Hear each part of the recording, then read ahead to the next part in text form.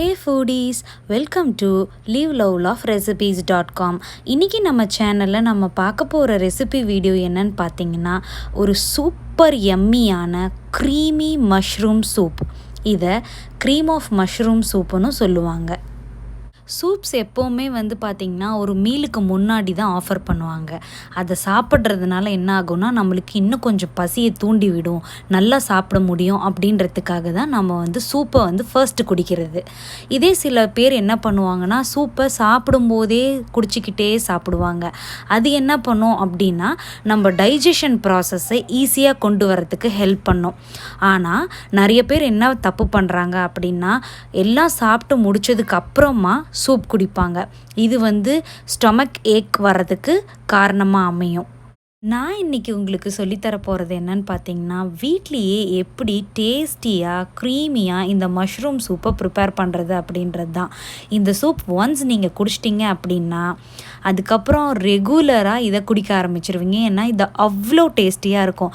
ஏன் மஷ்ரூமே பிடிக்காதவங்களுக்கு கூட இந்த சூப் கொடுத்தீங்க அப்படின்னா அதுக்கப்புறம் மஷ்ரூம்ஸை ரொம்ப லைக் பண்ணி சாப்பிட ஆரம்பிச்சிருவாங்கன்னா பார்த்துக்கோங்களேன்.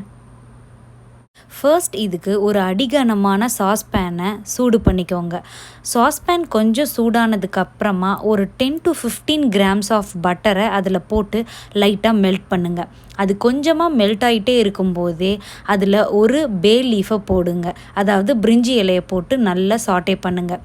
இப்போது ஒரு மோட்டார் அண்ட் பெஸ்டில் வச்சு ஒரு 4 பூண்டு பல்லை நல்லா தட்டி வச்சுக்கோங்க.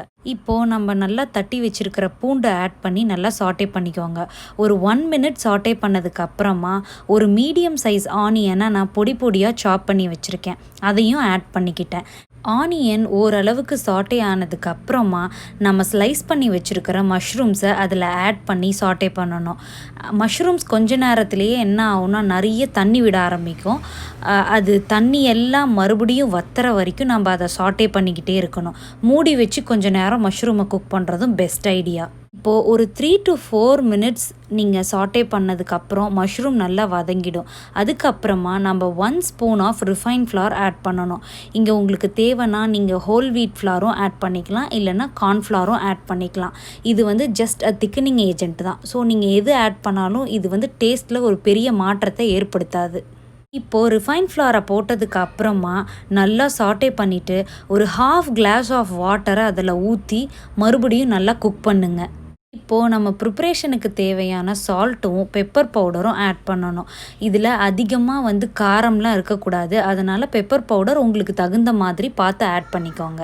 இப்போது பெப்பர் பவுடரும் சால்ட்டும் போட்டு ஒரு 1 நிமிஷம் சாட்டே பண்ணதுக்கு அப்புறமா நான் பாயில் பண்ணி கூல் பண்ணி வச்சுருக்கிற 200 ml ஆஃப் ஹோல் மில்கை ஆட் பண்ணியிருக்கேன். இதுக்கு ஹோல் மில்க் தான் ஆட் பண்ணணும் அப்படின்ற அவசியம் இல்லை, சாதாரணமான மில்க்கு கூட ஆட் பண்ணிக்கலாம். டேஸ்ட்டில் பெரிய மாற்றம் ஏற்படாது. இது கூடவே நல்லா நறுக்குன கொத்தமல்லியை ஆட் பண்ணி கலக்கி விட்டுட்டு அதுக்கப்புறமா whipping cream or fresh cream எதாக இருந்தாலும் ஒரு 6 to 8 tablespoons ஆஃப் க்ரீமை அதில் ஆட் பண்ணி கலக்கி விட்டுட்டு உடனே ஃப்ளேமை சுவிட்ச் ஆஃப் பண்ணிவிடுங்க. இதை சூடாக எடுத்து சர்வ் பண்ணிங்க அப்படின்னா cream of mushroom soup ready. இந்த ரெசிப்பியை உங்கள் வீட்டில் நீங்களும் ட்ரை பண்ணிவிட்டு எப்படி வந்திருக்கு அப்படின்றத காமெண்ட்ஸில் சொல்லுங்கள். இந்த ரெசிபி உங்களுக்கு பிடிச்சிருந்தது அப்படின்னா லைக் பண்ணுங்கள், உங்கள் ஃப்ரெண்ட்ஸ் அண்ட் ரிலேட்டிவ்ஸ் கூட ஷேர் பண்ணுங்கள், அண்ட் மறக்காமல் நம்ம சேனலை சப்ஸ்கிரைப் பண்ணுங்கள். தேங்க்ஸ் ஃபார் வாட்சிங்.